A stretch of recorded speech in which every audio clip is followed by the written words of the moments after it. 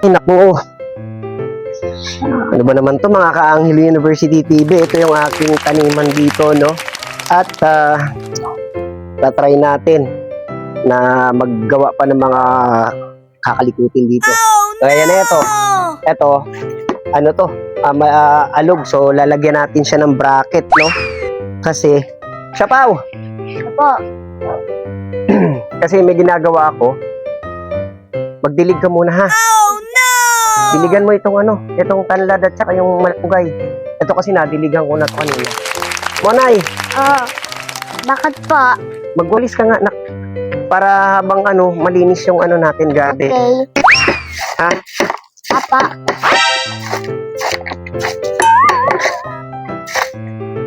Kulang sa pako.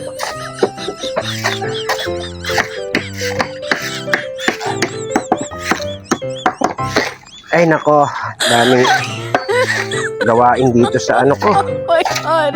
Garden ko, ha.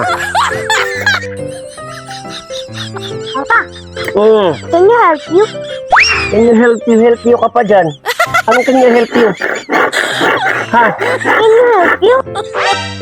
Anong can you help you? But, hindi na, no need na. Kaya ko to. I can manage myself. Okay? No. Sino ka dyan? I can help you. Okay? Teka lang anak, panlalaking trabaho kasi ito. Hindi kasi papa, pagka nagkas-asawa ako, hindi siya marunong, di ako nagagawa. Hindi siya marunong magalis, hindi siya marunong maglalaba, hindi siya marunong maguwas, hindi siya marunong maganito.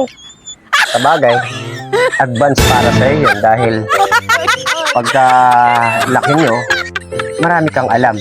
Kahit pa ang lalaking gawain, mga trabahuin, kaya mo. Okay, sige. Go, kaya mo naman yan eh. Basta anak, ganun lang yan ha, tulak-tulak lang para matuto ka. Talaga, ang hirap naman ito. Papa, tulungan mo na ako! Alo, Tulungan mo ko dito. sinabi ko naman kasi sa'yo, di mo kaya eh. Hindi kasi papa, hawakan mo to kay gumagalaw-galaw. Ako na, tabi-tabi. Papa, ako na. Ako na, ay. Tulungan mo lang ako, hawakan mo lang to, gumagalaw eh. Naku talaga, gusto talaga matuto kasi. Imbis tapos na ako sa trabaho ko. Pag-ano pa talaga. Ganito ang paghawak anak. Ganito, para matuto ka. Ganyan, dahan-dahan, baka masugatan. Ay, malayo pa yan. Sige. Yan. Ay, naku talaga itong bata na to. Interesado talagang matuto. Siyempre, gusto niya rin talagang makatulong kahit papano sa hirap ng buhay. Kailangan natin guys na matutunan talaga. Ay, nagiging na yata yung ko. Bitag ko